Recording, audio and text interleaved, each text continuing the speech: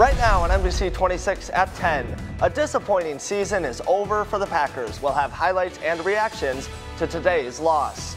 And what do fans hope to see before the Packers take the field again? We're getting their thoughts as the offseason now begins. Plus, the countdown is on as the ball drops in Times Square. We'll look at how you can celebrate New Year's here at home. But we begin with a look at the weather tonight. Gino, those New Year's celebrations could come with a little bit of snowfall. That's right, Matt. It looks like the biggest snow system of the season since last winter is arriving on our doorsteps tomorrow. Winter weather advisories for a good chunk of the NBC 26 viewing area.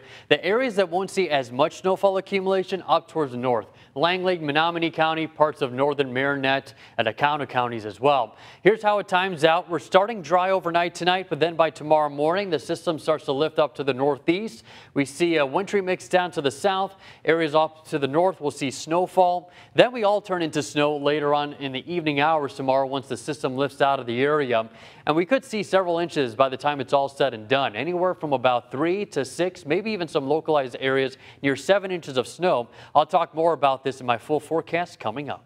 All right, thanks, Gino. Well, the Packers started the season with a roar in a win against the Bears, and today it ended with more of a soft meow against the Lions. Here now with more on today's loss is NBC 26's Chris Barrier. Chris? Yeah, soft meow. That's right, Matt. Well, the Packers fans, a new year can't come soon enough for them. 2018 ended with the worst loss to the rival Detroit Lions at Lambeau Field since 1970. Like it or not, Aaron Rodgers played today. At least he started the game. First drive for the Packers offense. And look out, Rodgers under siege, sacked by the safety blitz and hit hard by Romeo Okwara. It knocked his helmet off and eventually knocked him out of the game. Meanwhile, special teams strikes again. The Lions bait the Packers on a fake field goal kicker. Matt Prater throws a touchdown pass to tight end Levine Toilola. Things go from bad to worse. Rodgers exits the field. The team announced he has a concussion, likely from the hit we showed you just a second ago. So that is how the season ends for number 12. Deshaun Kaiser unable to make things happen in his stead. This pick late in the fourth quarter would all but seal it for the Lions as Detroit shuts out Green Bay at Lambeau Field for the first time since 1970. For more on the nightmare, let's go to the sidelines where sports director Charlie Sakaitis filed this report. The Packers were already running on fumes entering this final week of the NFL season, and today the gas just ran out. They fall 31-0 against the Lions, and now change is coming to Lambeau Field because there is a new coaching search. There will be a lot of player turnover on the roster, but as Joe Philbin, who is up for that coaching job, that head spot, pointed out, that's just life in this league. I told the players in the locker room, look, and I told them last night, there's change in the NFL, right? Players and coaches every year. No matter how you might have a great year, and then things happen. And so, that's what we sign up for. And I realize that. I understand that.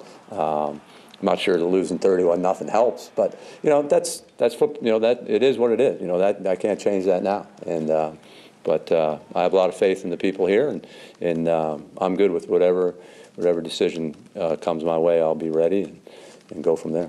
Joe Philbin wouldn't comment on when he'll have his interview for the head coaching position here with the Green Bay Packers, but he did praise the organization, talking about how he wants the best for this team and whatever they decide is good with him. Having said all that, for those watching at home, the fans, the followers of the Packers, they're all trying to look to what's next because what's behind them is a disappointing season here in Green Bay. From Lambeau Field, keeping you connected, I'm Charlie Sakaitis for NBC 26. All right, so where did it all go wrong for the Packers in 2018? And as Charlie mentioned, what do fans think can turn it around for next year? NBC 26's Juliana Falk has the answers to those questions, talking with fans at Lambeau Field. Around Lambeau Field Sunday, many Packers fans are summing up the season like this. There's always next year. After a year most fans didn't expect. And as a Packer fan, lifelong Packer fan, I've always had the Packers in the playoffs, so it's definitely different. Some say the season turned when Jordy Nelson was let go. I think we didn't give Rodgers the offensive weapons he needs, and our defense hasn't been the best for a couple years now. Others say things just didn't fall in the Packers' favor. When Clay Matthews got called for roughing the passer in the second straight week and it cost him the game. But these fans are loyal and hopeful that with a few changes, the Packers will be back on track next season. I think we've been too stagnant in free agency for several years now, so I think that's a big key. Improvements with the defense is a big thing. Getting a pass rush is very important because that'll help with the secondary. And of course, many are excited to see how a new head coach molds the team. Hopefully we find somebody that has some experience and has a good coaching record. Some saying they hope the Packers hire someone more aggressive. I think Mike McCarthy was a little too conservative, especially late game. But regardless of the ups and downs Packers fans experienced this season, many are still proudly bleeding green and gold, eager to see what's in store next season. Keeping you connected from Lambeau Field, Juliana Falk, NBC 26. So while this season may be over, we have lots of Packer news to follow into the offseason, and NBC 26 will have you covered as the Packers continue their search for a new head coach, look to add talent in the draft, and maybe, just maybe, make some free agent moves as well. Turning to local news now, the Brown County Sheriff's Office rescuing 2 fishermen who got stranded on ice overnight. It happened here at Volks Landing in the town of Scott. Officials say a piece of ice broke off and took 2 fishermen out into the bay. They called police and deputies rescued them in an airboat. Officials say they ended up more than a mile offshore. This is the second incident that we've had already this year of ice breaking off along the bay and then floating out. So anyone who's going out on the ice needs to be aware of that and needs to take safety precautions. Officials say fishermen should always have a line of communication with them and they shouldn't go out too far onto the ice.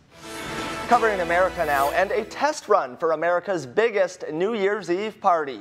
New York City testing its ball drop today. It's adorned with more than 32,000 LEDs and nearly 3,000 Waterford crystal triangles.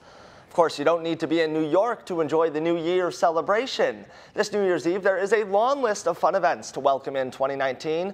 Packers fans can head to Titletown for a night of fun there. Those events will start at 8 o'clock. If you're looking for something earlier in the day, you can take the kids to Funset Boulevard and celebrate New Year's Eve with bumper cars, a carousel, and more. Or how about some time at the museum, at the Kids Rockin' Eve at the Children's Museum in Green Bay. There's many more events too, and we have a list on our website at NBC26.com. Still ahead on NBC 26, we just can't put it behind us yet. Much more from the Packers and Lions today. And how about a silver lining? The Vikings not going to the playoffs either. Those highlights ahead. But first, how's the weather looking like for your New Year's Eve and your New Year's Day? Gino will have your forecast next.